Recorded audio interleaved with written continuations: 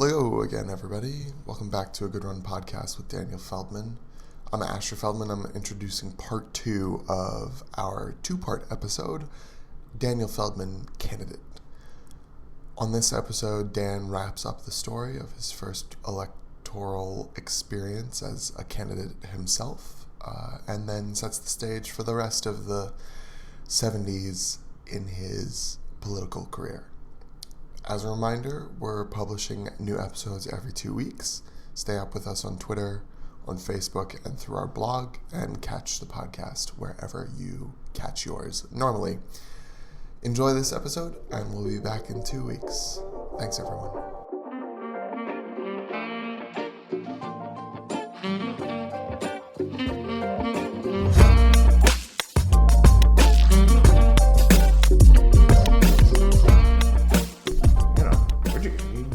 We brought in good signatures and enough to qualify. And they said, "How'd you learn to get these signatures?" And I said, "Well, I worked on Liz Holtzman's campaign against Seller." And he said, "Holtzman against Seller? That was a crime!" Because of course the organization, this is Queens and Seller was Brooklyn. To tear down an establishment icon like Seller was, in his view, a terrible thing for us to do. Right. So I was very proud of it. He thought it was a horrible thing to do. So you cleared the signature bar. Cleared the signature bar. Well, yeah, we cleared it. Yeah. Okay. I mean, we had too many good signatures for them to launch any kind of effective challenge. So tell me a little bit about the opponent you're running against in the Well, primary. Walter was came out of the Second World War with an idea. Mm-hmm. And it turned out to be a very good idea. His idea was he would go to owners of large apartment buildings, and say, "I will pay you a small amount of money, $10 a month, something like that, if you'll let me put a big sign on your building advertising a product."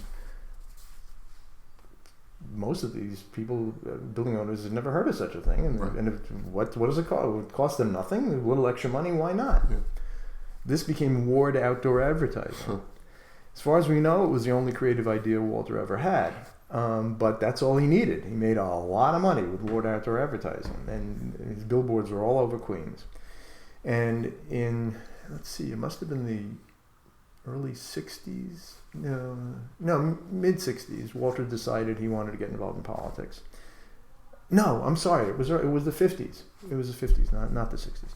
And he became the Democratic district leader of the assembly district in which he lived, which was the Howard Beach section of Queens. Howard Beach, for those listeners who don't know the geography, Rockaway is this peninsula under the city. Then at about 100th Street is the Cross Bay Bridge. You cross over the Cross Bay Bridge and you get to an island called Broad Channel, which is generally part of the same assembly district as Rockaway. But then past there's a causeway that takes you from Broad Channel to the mainland of Queens, and that first community you hit is Howard Beach. Mm-hmm. And Howard Beach is there's sort of still some water that goes sort of through Howard Beach, but there's streets that go over it anyway. So the east side is Old Howard Beach, which is an old community. The west side is the newer part of Howard Beach, which consists of a low-density, private house area and then an apartment building area. The apartment building area is called Lindenwood. High density, lot of voters, and that's where Walter lived. Overwhelmingly Jewish area. Walter was Irish Catholic. But Walter was immensely popular in that area. Now, Walter was a very good-looking guy, about your height, about 6'4". He was, by all accounts, a terrible legislator. I don't think he ever enacted any legislation. I don't think he understood legislation. But he was, as I later learned, to my misfortune, an assiduous caseworker. He would, if a constituent asked him to, the joke is, he'd walk your dog for you. Whatever you asked Walter, if he could do it, he would do it. He was actually a nice guy too. But when he opened his mouth, he's very good looking. I mean, I had a girlfriend who, she came out to the district at one point, and we heard him speak, and she looked at him and said, "Oh, he looks just like Gregory Peck." Great. Encouraging. So, very encouraging. So, but he was a horrible speaker. I mean, he could barely put a sentence together. And my mother said, my mother, of course, who knew all these folks from politics, said, you should have heard him before he took elocution lessons. He was even worse. But, and I somehow thought that because he was a very ineffective legislator, and although he worked hard for individuals, he was not. There was a lot of animosity toward John Lindsay at this point. One of the reasons he lost the Florida primary, because all these New Yorkers who moved to Florida voted against him. Right. The animosity toward Lindsay, particularly in our area, in Rockaway, because they had put in a tremendous amount of low-income housing, a lot of nursing homes, and many people felt that this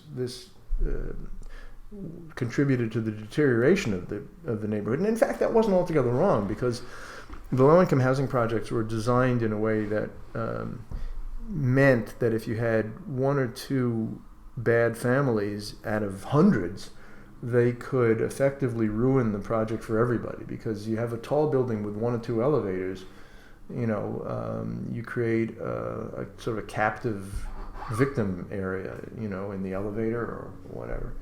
And so as time went on, families who would move out of these projects, and dysfunctional families would tend to move in, because they were the only ones who would even dream of living there. Mm-hmm. So it did increase crime substantially and did lead to neighborhood deterioration. Well, yeah, Lindsay was mayor, but Walter was the city council member throughout this period. So I figured, what did he do to, he was of no help. So I thought between his inadequacy as a legislator and the neighborhood deterioration, I would have a chance. Actually, I thought I was going to win. So you were asking me about, the question was Walter Ward. Yeah. So Howard Beach at the time, Howard Beach became well known later because it was the home of John Gotti, the mafia guy. But before Howard Beach was long before that. Some of the top mafia people lived in Howard Beach. Broad Channel had some of the low-level mafia guys, but the higher-level people lived in Howard Beach. And when one of the things that helped make Lindsay unpopular was what became known as the Forest Hills Housing Project. Actually, that's where Mario Cuomo made his name as the negotiator, who eventually altered it with senior citizens and so forth, so it was more acceptable and eventually got built. But before Lindsay talked about putting it in Forest Hills, what's little known is that the initial location was supposed to be Howard Beach. And as I was told at the time by people who I don't remember who they were, I just remember that they were people who were very credible. They said to me that what happened was that after the Howard Beach proposal came through, City Hall got a phone call from some mafia people in Howard Beach saying, you really shouldn't put this building in Howard Beach.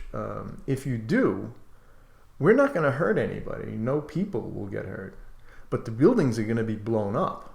That is, the buildings will not survive. We will destroy them.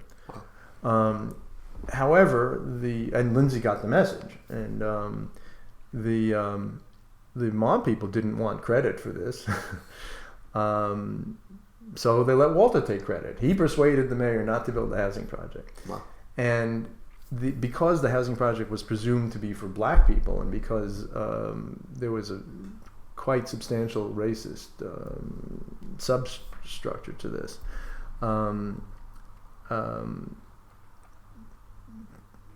Walter became, I'm sure he was already popular, but he became immensely popular in Howard Beach. Lindenwood, which, as I said, was overwhelmingly Jewish. I'm Jewish. Walter was Irish Catholic. When I ran against Walter, Lindenwood voted for Walter 10-1 against me. 10-1. I mean, it was I was just throttled. It was unbelievable. In Old Howard Beach, which was Irish Catholic, Irish, German, Italian, I actually got about 40%. I didn't do badly, but in Lindenwood, I got massacred. So okay. Yeah. So Let's not get to the results quite yet. Right. But, I guess running against Walter for the first time, you're like heads up against another candidate. What is that like? What are you feeling? What are you doing? What's the main thing that annoyed me? There was one annoyance, which was quite a few groups wouldn't let me speak because I was a politician, whereas he could speak because he's a public official.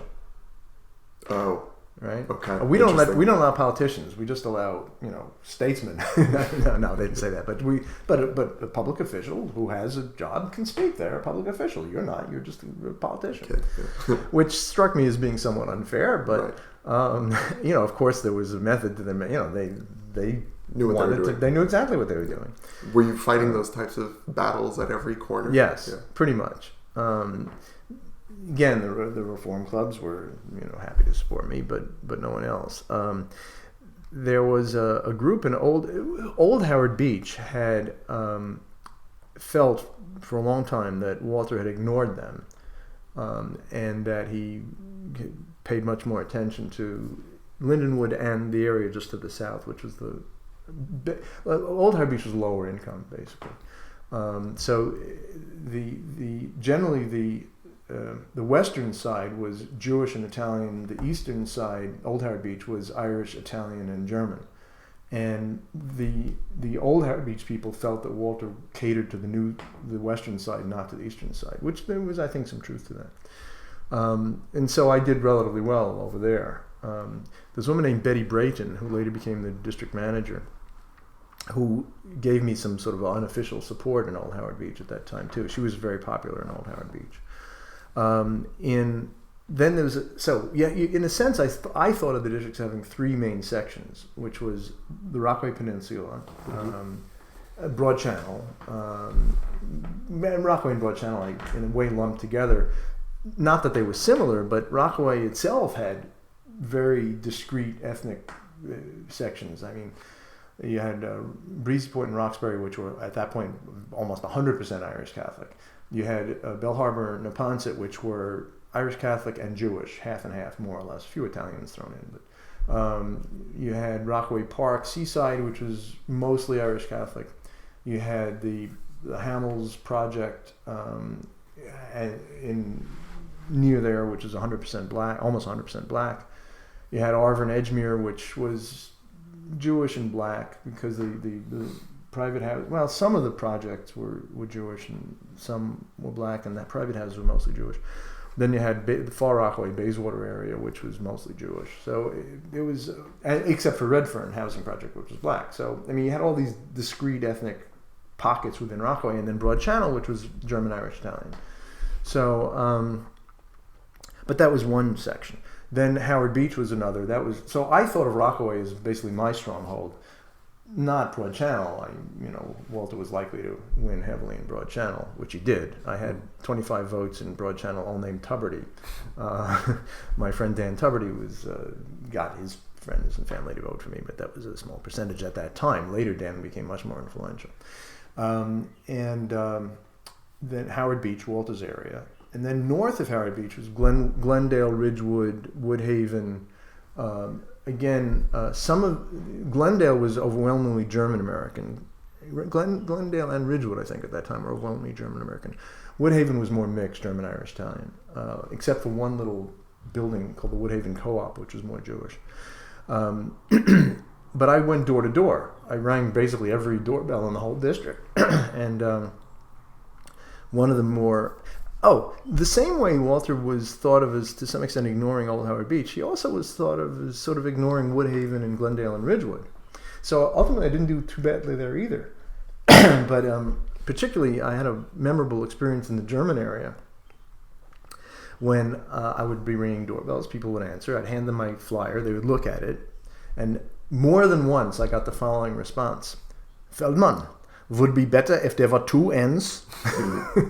But it was good-natured, and a lot of them voted for me. So, anyway, I don't know if I'm answering the question or getting off track. But. Not particularly. I'm just wondering about,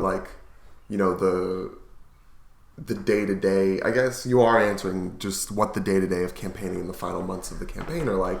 for you, as an up-and-coming candidate, as somebody who's going against clearly a very difficult and fraught kind of environment to manage, you're having to take in a million different concepts and communities and ethnic pockets, as you've just been describing. Mm-hmm. Like, that's a lot to handle, a lot to kind of internalize and but it was coalesce. That was interesting. It was interesting, Mm-hmm. and I learned things. I mean, remember that flyer that we talked about earlier, which I think it was Norman Adler said was the worst piece of political literature in the history of the world. Which, you know, the Dayton co-ops, which were these middle-income, overwhelmingly white buildings, white people buildings, on the street that ran next to the boardwalk near the ocean. Big vote in those buildings. And those buildings, the people in those buildings were very bitter about the low-income housing that had been created, and I often found myself sort of chilled by the racism involved. Then I campaigned in an area of Rockaway called the Somerville Basin, which is a small, relatively inexpensive homes that at that time were bought or lived in, occupied almost entirely, perhaps entirely, by black voters.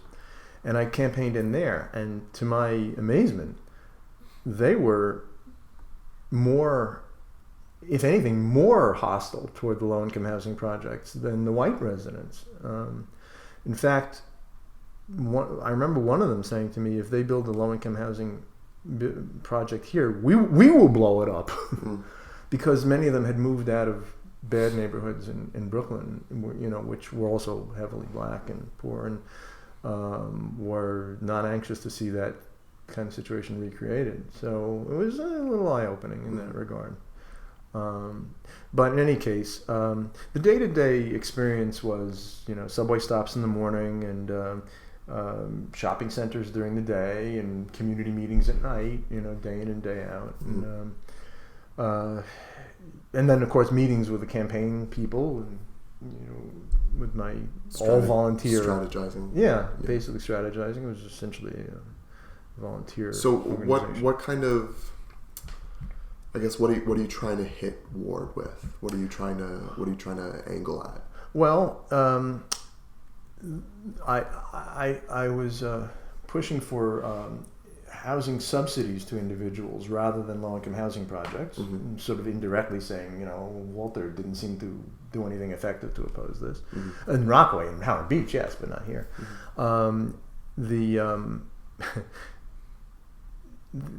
Walter was known for getting potholes fixed, and but Southeast Queens has always had a drainage problem because of the sand. It's kind of hard to build appropriate sewer systems. Actually, it turns out later we learned that they didn't really even have a sewer system in part of the area. It was so our internal campaign slogan, which we didn't, of course, say publicly, was, you know, leadership is more than potholes, it's sewers.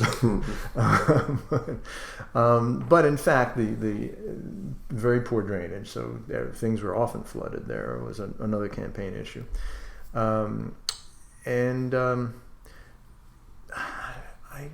I guess those were the main issues. I mean, mostly I just was sort of trying to say to people, it's time for a change. I mean, you know, you've had this guy these years, he hasn't been very effective, you know, vote for me. That was the experience. Did it appear that people were responding positively to that message? Yes. The candidates, unsophisticated candidates like myself, invariably overestimate the significance of street response. Most people in the street are encouraging and friendly, and they're not going to vote for you.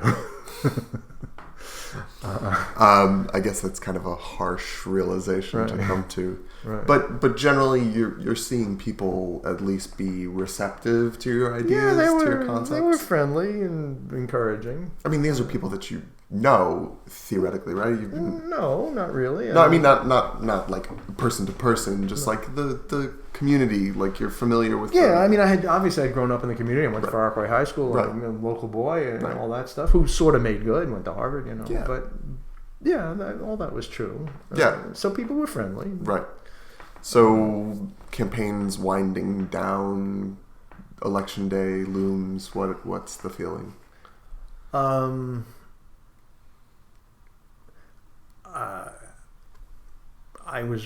didn't know. I didn't think I was going to win. I didn't think I was going to lose. I didn't know. And was it the first race or the second one that happened? Well, let's make it the first race since I don't remember. The first returns come in, and I'm winning, but they're from Rockaway, and I look at the numbers. No, that was the second race, and I didn't know enough the first race. No, it was the second. The first race, no. The returns come in, and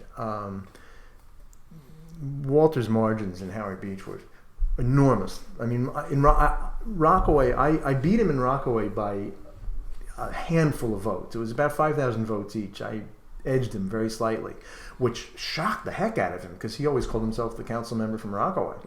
But in Howard Beach, he demolished me. And then in the north, in Woodhaven and Old Howard Beach and so forth, I was running around 40%. Okay. But his margins in Howard Beach were ridiculous. Yeah. It just made it impossible. So I ultimately got 35% of the vote. 35%. So 65-35. Yeah. It was, it was a massacre, really, except that all the political pros had thought I'd get 10%. Right. I thought I'd win. But, the reality was somewhere in between. Right. So it was...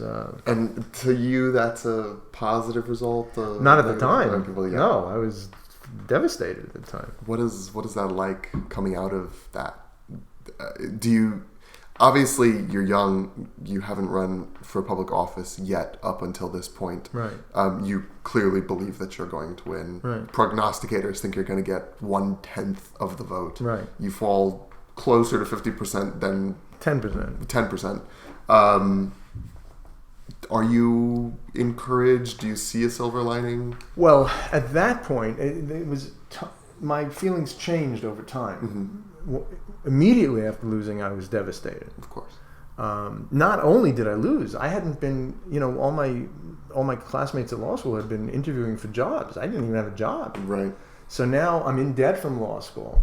I have no job. I just lost this race. Yeah. I'm living with my parents. Oh. Now I have to take the bar exam. Yeah, well, that's a story for another time. But it seems like it's a lot of. It was very unpleasant. Yeah, I can imagine. Mm. But clearly, you have a path forward. Like you're saying, there's bar exam to take. There's other options. Well, it wasn't clear. Well, I mean, I hoped I would get a job, but Right. Everybody else got the law firms did their hiring already. This Right. was not a terribly encouraging picture. Interesting. Well, let's leave it at that cliffhanger for now. Okay. All right. Thanks so much for the time, and we'll get back with this story of the clearing up of the clouds sometime soon. Thank you. Great. Thanks, everyone.